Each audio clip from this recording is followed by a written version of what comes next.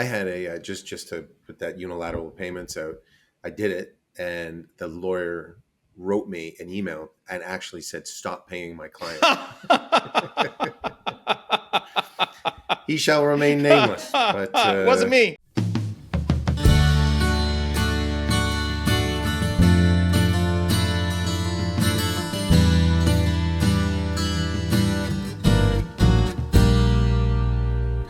Welcome to Water Cooler Justice. I'm Chris Robertson. I've been practicing employment law for 20 years, helping clients resolve disputes and navigate challenges at work. And I'm Sarah Goodenough, Chris's legal assistant. Today, we are joined by an A-plus cast of panelists, Barry Fisher and Matt Dewar. Here, we know Barry as the Dean of Employment Law. His blog is a must-read for anyone practicing or interested in employment law. He's a mediator. He's an arbitrator in Toronto, and he brings over 30 years of experience as an employment lawyer and legal author to the show today. Matt is a founding partner at Duntroon. Did I say that right? Duntroon? You did. LLP, as well as a fellow musician. You can still catch him performing around Toronto with his 80s cover band. Usually at TTC entrances, though. Easy. It pays well. So what do you want, man? Matt is also an active mentor to many young legal professionals and frequently presents on topics such as workplace harassment, cannabis in the workplace, avoiding constructive dismissals, human rights, and employment law 101. And you may have heard him on the news sharing his perspective on employment-related issues. We're happy to have you both here today. Thank you very much for joining. Thanks for having us. He's definitely an expert on cannabis. I can certify that. Yeah, I knew that was coming. It was like the countdown. Tough room. Okay, so the way this is going to work today is I'm going to share a recent case. You'll learn the details of the case, each issue, and then we'll discuss what you each think that a fair judgment is. I'll also share the judge's decision at the end, and we'll find out the resolution. Is everybody ready to get into this? You betcha. Awesome. Okay. So our story begins in 1985. 21-year-old Gengama Wall begins working as an office administrator for Rowe Sheet Metal Fabricating, Inc. The company is a family-owned business that provides custom metal fabrication in the GTA, and they've been in business since 1983. Now, over the course of her tenure at the company, her job duties ballooned to include things such as bookkeeping, payroll, tax remittances, accounts receivable, accounts payable, etc. Duties that she didn't receive formal training or certification for, and they were all skills that she learned on the job. She worked there loyally until March 2020, when she was temporarily laid off due to the COVID-19 pandemic. I'm sure this story is familiar to a lot of you. And nearly 7 months later, on October 26, 2020, Wall was terminated without cause and provided 8 weeks of severance pay. At the time of her termination, she held the position of office administrator. She was earning just over $43,000 per year. She had 3 weeks of paid vacation.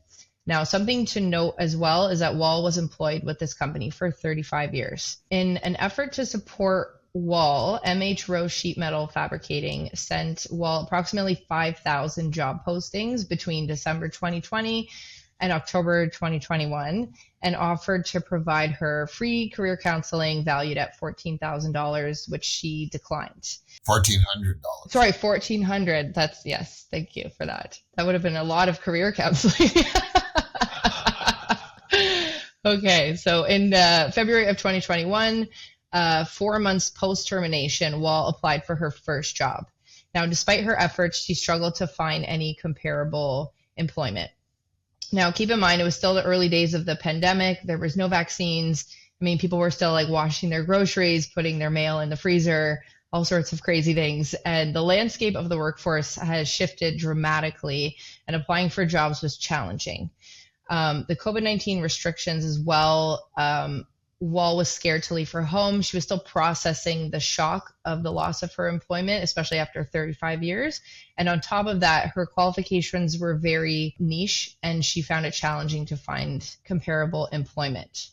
Now, unable to find employment, Wall filed for wrongful dismissal, seeking 24 months of pay and benefits as well. Now, the defendant argues that Wall failed to reasonably mitigate her damages, entitling the company to a credit. So my first question to the panel is, after 35 years of loyal employment, does 8 weeks of severance pay or pay in lieu of notice seem reasonable? Totally. Spoken like management counsel. That's right. That's great. That's right. So we talked about this before on our last episode. There's some magic to the numbers. 8 weeks, 34 weeks. Those are good signs that they're statutory amounts and not common law amounts. And in our episode last week, we broke down sort of statutory notice, statutory severance. So statutory notice capping out at 8 weeks in Ontario, statutory severance capping out at 34 weeks in combination with the statutory notice. And then, should the number be greater?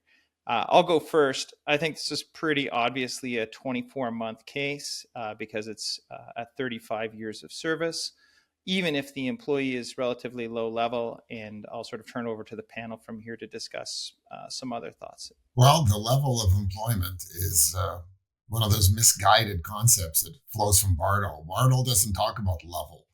And there's case law in Ontario, I think the major one is called D. Tomaso, which follows a bunch of New Brunswick cases, which says that the category of the employee is a factor to be taken into account, but it requires evidence. And that's often left out in the analysis of these things. We look at this person, she's a clerical person, she gets a lower notice period. That is not the correct analysis, although judges keep on doing that again and again and again. Apparently, there was no evidence presented to the court as to whether or not people in her position would have a better time finding a job than someone else. So I don't know whether the judge consciously or unconsciously ignored the position, but this is a classic example of what the judges should be doing, and this one is doing it right. That level of position should not be accepted without evidence of being a factor one way or the other. So, and yeah, she's a clear 24-monther. And I'd love to know what the employer actually offered to settle. As a mediator, I see mediation briefs where somebody says 8 weeks is reasonable notice, and I feel like saying, I don't even going to ask what law school you went to, because I don't know if you graduated from high school, for Christ's sake. So. In reality, the employer hopefully offered something, but offers are not admissible. And that's another thing that employers screw up sometimes. Well, we offered 18 months. Yeah, you made it an offer so the judge can't see it. And I'll tell people in mediation, sure, you're making a reasonable offer now, but all the judge is going to see is you gave the 8 weeks. The better employer tactic would be to have paid her 15 or 16 months and then argue over the rest. So this is like, the plaintiff's lawyer, if he was on a contingency fee, this is what dreams are made of. Yeah, that's right. That's right. On that, I'll just pick up that thread and say, yes, obviously 8 weeks is insufficient. And yes, it's clearly a 24-month case subject to mitigation, which I know we'll be talking about as well. Mm-hmm. But my guess is, and again, it was a stupid strategy, but they came out of the gate at 8 weeks, not only because they statutorily were required to do so, but they were probably gambling. They were just hoping that, even if it's 16 weeks for her to get a job, big deal, then we'll pay her the extra 8. They just didn't want to overpay. And so it was a strategy. It was a dumb strategy, but it was a strategy nonetheless. I don't know why, because it was in the middle of COVID, it never occurred to them that it would be difficult to, find a job and land a job, what have you. In any event, I would also just echo Barry's strategy that I use because it's his. And I've given you credit before, Barry, for this, which is, why is it, this is the only thing I'll give him credit for. But the idea being, if you're going to go in front of a judge and the judge says, well, if you thought 15 months, using your example, Barry, 15 months was the right number, or 16, why didn't you pay her, right? And so you avoid that dangerous thing, you just unilaterally pay it out. I think it makes the employer look good, of course, but it confounds plaintiff lawyers because the money's going, it's just chipping away at the liability. You might end up in the wrong court as a result monetarily, and it's a lot harder to collect your dollars from a plaintiff who's already got the money. It's not flowing into the trust account. Are you implying that plaintiffs' lawyers would rather have a case where they get 25% of 24 months as opposed to 25% of maybe a few more months. I don't think I'm implying it, Barry. I'm explicitly Whoa. Well, saying that. I'll jump in here, right? So first of all, I call that paying down the claim, and I think it's smart, right? Because if you can force, for example, in this instance, the total judgment was, I think, $80,000. If you can force this matter into small claims court where there's no, the costs are limited to 15% of the value of the claim, that takes a lot of the incentive away from any contingency fee lawyer. Again, I don't think there's too many contingency fee lawyers that would take this case, though, on any contingency, Barry, because the cost of a trial in simplified procedure these days is going to be significant compared to the contingency fee that would have been earned here, although they don't have the cost award in the judgment. So why would that turn off a contingency fee lawyer? Well, so like it's $80,000. Let's say it's going to cost them $40,000 to do the trial. They'll get costs though, right? I mean, well, I don't know, right? So, most plaintiff lawyers now take a percentage of the total amount. So if you had an $80,000 award and a $30,000 cost judgment, that's 110. You'd get 30 points on 110. That's worth it. Well, what if it costs you $40,000 to do the trial, though? You're $7,000 in the hole. But this lady would never agree to an hourly rate. They're only going to work on contingency fee. And why would it be? This is not a complicated. How long did the trial take? Do we know? it was mini trial, so it couldn't have been more than a day, I wouldn't think, right? I mean, how much? 2 days. 2 days. 2 days? It's simplified rules. It's a simplified case. Yes. Yeah. Hopefully. Yes. Hopefully Mac knows how to do it. She'll probably get 50,000 in costs, which is the max. 50 plus 80. That's not bad. 130 for. Well, so but again, to come back to pay down the claim, and the total pool of recovery is diminished, right? Especially if it's in the offer at the time of termination. Well, not an offer. It's got to be a payment. You can't rely on an offer. Fair enough. Fair enough. I meant in the termination letter, right? Where you make it express that you're going to pay down the claim. And not only that, if you just unilaterally pay the money to someone, a person like this may never go to a lawyer in the first place. They say, oh, that seems fair. They call the Ministry of Labor and they say, oh, Jesus, lady, you did well. And they ask their brother and their hairstylist and they say it's okay. They probably won't even go to a lawyer. I don't know about that, Barry. There's so many advertisements now on television, radio, the internet, free consultations, calculators, and she's just going to punch in 35 years and she's going to get a notice period back that's going to be at or around 24 months. If she does that. If she does that. But most people still don't go to lawyers when they're fired. I had a, just to put that unilateral payments out, I did it, and the lawyer wrote me an email and actually said, stop paying my client. He shall remain nameless. But it wasn't me. Yeah, it wasn't you, man. And I just said no. And copy this. Well, you're not allowed to, but it would be interesting to see whether his client saw a copy of that letter. Yeah, of course. Stick it in your affidavit documents. Yeah, stop paying my client.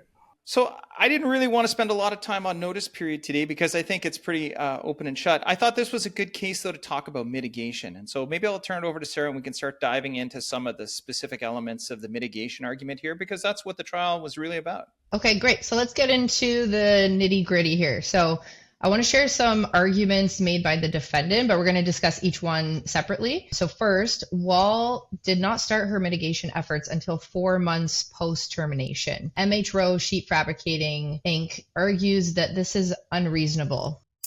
Well, when I was the plaintiff's counsel, which was a long time ago, probably over 20 years ago, the one thing I told my client was, look, or pretend, I don't really care, to look for a job. And I wanted 5 applications per week, no excuses made. So it certainly doesn't help that the person deferred. I bet you she didn't see her lawyer until later, because any competent lawyer would say, start looking for a job. And it's so easy now on the internet. She gave some explanation. She was upset, of course, after 35 years. It was COVID. They have to put their resume together. So it's not an outrageous period of time, but it's something you want to avoid at all costs. You want to start looking, or as they say, pretending to look for a job right away. Keep it nice and clean, organize it properly, throw it on the desk in a discovery. And mitigation is usually the last argument when the employer's got nothing else to argue. That's right. What is it? Hail Mary pass? You call it Yeah, football? yeah, totally. Yeah, I agree with you. I mean, the threshold is so low to get over from the employee side of things. Is 4 months unreasonable? Maybe in 2024, but in 2021, or I think it was 2021, was it, or It 2020? was COVID time. It was COVID. My point is that it was, yeah, in the middle of COVID, and what are you going to do? I mean, the world was just a different place, as Sarah quite rightly points out. Did you actually put your mail in the freezer, by the way? I did not personally. No. Okay. Okay. Just checking. Well, so I'll just close this point off. I mean, I thought what was interesting in this case was there was an endorsement of a prior decision where one of the plaintiffs had waited 6 months before starting a search. That seems a bit excessive to me, right? Especially when starting a job search is not particularly challenging. The skill set to upload a resume onto Indeed or Workopolis and to get the ball rolling, at least. I don't know that the standard of reasonableness requires you to be an internet expert or use AI to maximize your chances of being successful on a site, but certainly, getting your resume up on a site. Checking for a few postings.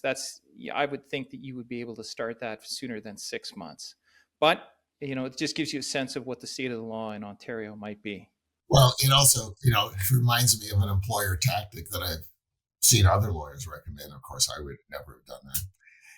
Put the person on, don't pay her 18 months or 16 months lump sum. Just say, well, you'll stay on salary and benefits for 16 months.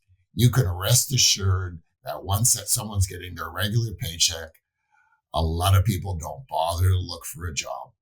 So then you wait 12 months, and then when they sue, you say, show me what you've done to look for a job for the last 12 months. Nothing. Are you offside on your ESA payments? Don't those payments have to be made lump sum, Barry? Yes, but let them complain about it. I mean, what are your damages? Big deal. You got, I'm guaranteeing you payment for the 34 weeks, but I'm keeping you on benefits, and most people aren't going to complain about that. And then 34 weeks later, or actually that raises another issue. I don't know if you're going to raise during that 34-week period. That's the other answer to the 4 months. Under the case called Break, I think it's called, right? We've created this, what I call mitigation free zone. So during her 30, well, in her case, it's only 8 weeks, but because it doesn't appear to be a $2.5 million company, but had she been entitled to 34 weeks, she can basically do nothing for 34 weeks because mitigation income is not taken off during the ESA period, employment standards period. So arguably, if it's not mitigation income, then do you even have to look for a job? All right, let's move on to the next episode or the next issue here, Sarah. Sorry. Next episode. That's a wrap. Yeah, no. So there's something else that I found interesting from the judge's decision. The defendant also submitted that it has been held that someone with generic transferable skills is more likely to find a job than someone who does not. However, this must be read in paragraph 13 of the case Linton versus Blaney, in which the court noted that this reference is not to distinguish Miss Linton's situation from the one where an employee has only had one employer and thus their skills have become tailored to the needs of that specific employer, which in turn makes them less marketable. What are your thoughts on this statement? Matt, where do you go? Okay, well, I think you could sort of address that, Barry, earlier, in the sense that it's the proper analysis shouldn't necessarily go into the level of job or whatever. I mean, the transferable skills. I mean, I like that idea that when you've spent your entire adult working life with one employer, why wouldn't they be tailored, right? They absolutely would be tailored. But you multiply that by the idea there's no formal training, there's no degree, there's no diploma, there's no nothing. So it's really almost a one-of-a-kind job that she's got, and the skills are customized. Really, after 35 years, it's customized. So it's not. I don't think that's an unreasonable. But how's that an excuse for not looking for a job? It may be a reason why she's not getting a job, but why is that an excuse not to look for a job? To be fair, though, I mean, she did, right? She applied for 59 jobs. But yeah, the concept, I think the general concept under Bardol is transferable skills are do produce a lower notice period. If you are a nuclear scientist and you're fired from Atomic Energy of Canada Limited, you're pretty well screwed. Okay. If you're an office administrator like her, there are many types of that position where you don't need a certification. So looking at the category, looking at the skill set, transferability, etc., is a highly relevant Bardolph factor. And the fact that she didn't succeed in getting one, it's a different story. Yeah. I'll wrap this point up. The one thing that I notice a lot of is that in the job opportunities that I'm sent for my clients to apply to, or job opportunities that I'm sent for my clients to consider, is that the counsel or the HR representative who's sending me this stuff is not checking the qualifications. If you're right. in an internet age, if the plaintiff, the employee does not have a BCom or an MBA, and that is a prerequisite, they're not getting through to the interview stage. If they don't have a particular course or they don't have a particular license for a profession, they're not getting through. And I think that sometimes, employers do themselves a disservice, as we'll see maybe a little bit later on in our review here. But it's important, I think, for employers to really focus on quality, not quantity, when they're sending over opportunities or they're proposing that the plaintiff employee should have applied to this job or that job. Right? Make sure that it's really tailored and specific. I think you'll get more credit if what you're presenting is really focused than if there's a high volume. And we'll talk about that, I think, next. And in fact, the person might actually get a job, which apparently this is not supposed to be a game. Right. The best way for an employer to save money is to help the employee get a job. Give them a decent reference letter. Support it by, don't lie or anything about it, but don't start trashing the employee, because it's the classic win-win if the person gets a job. Everyone seems to respond differently. We're not getting a reference letter. Why should we help her? I don't know, because it's costing you money. It's an argument that does not dovetail well into our adversarial process, for sure. Yes, I know. God forbid you can't say something nice about someone. Sarah showed up for work on time. She did bugger all day, but no. This thing would fall apart without Sarah. Don't even start. All right, Sarah, over to you. Thank you, Chris. So that leads us into our next argument from the defendant, and Barry touched on it, was that Wall only applied for 59 jobs out of the 5,000 that was sent by the defendant, though they did not identify which specific job postings the plaintiff should have applied for or why she should have applied to those, and had she been successful in obtaining the job. So does the volume of job applications matter in mitigation? Absolutely. 59 is a decent number. If she had applied for 5 jobs, it'd be a whole different story. So the first thing you saw is that's 60 jobs over what period of time? 2 years? I don't know. The more the volume, the better. As I said in the very beginning, go out, client, just apply for crap. I don't care whether you get it or not. I don't care if you don't want the job. Just load up your job search. It's so easy. In the old days, you had to write a letter. You had to put a postage stamp on it. Now, for God's sakes, I could apply for any job. I'm sorry, Barry. What's a postage stamp? Did they have moving carriages back then? Well, it was delivered by Pony Express. It was easier. And the other thing, too, is, as I understand it, although I haven't had to apply for a job for a long time, if you say you use LinkedIn or any of those ones, there's a whole record. So you can press like one button. You got a whole history. I applied to these 62 jobs. So it's so easy to keep track of it.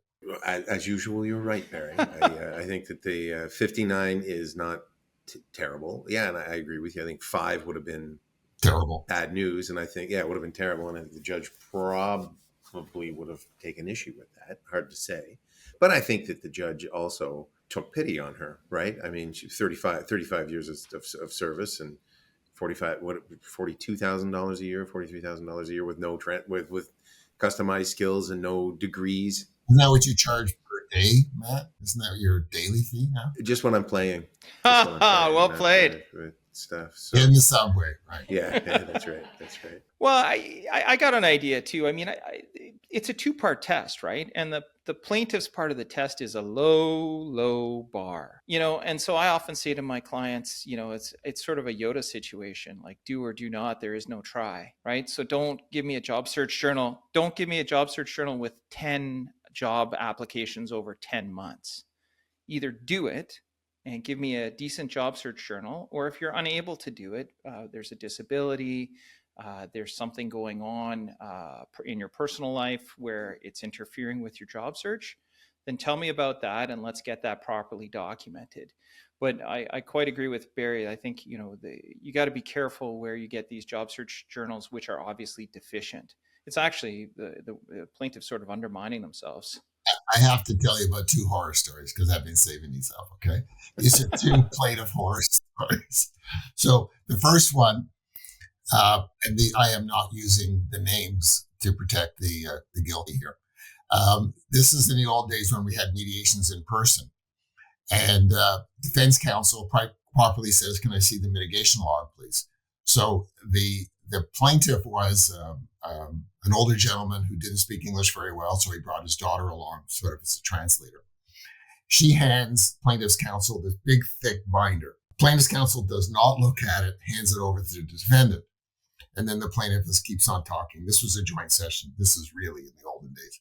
And plaintiff's defense counsel is going through the search. Remember, this guy is like older.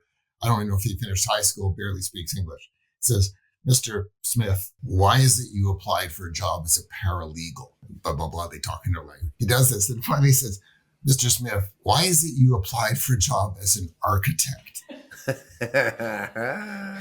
We go into separate caucus. The plaintiff's lawyer looks to the daughter and says, "What the F is going on here? Did your father apply for these jobs?" No. You told me to come up with binder of jobs." "What?" "So we just pulled jobs. He didn't apply for any of these jobs. He's not qualified." Oh my God. So then I had another one similar. They hand over the binder. It's all the Indeed and everything like that. And defense counsel says, "What is this?" I said, "I don't know. It's the jobs he applied for." "I don't think so. Go ask him." So I go back to the plaintiff's room. "What is this binder?" "Are these jobs? These are jobs I didn't apply for." "What?" "These are jobs that I looked at but didn't apply for." "Okay." I said, "That's like me pulling out the phone book," and I'll explain to Sarah what a phone book is later. Yeah. Then I'll say, "These are all the people I didn't ask out on a date."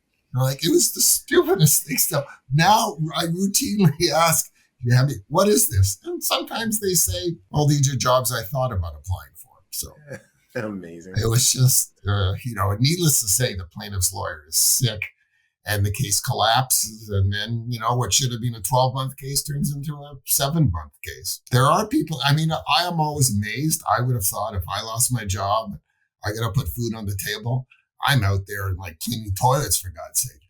But a lot of people, they're happy to not have to work anymore.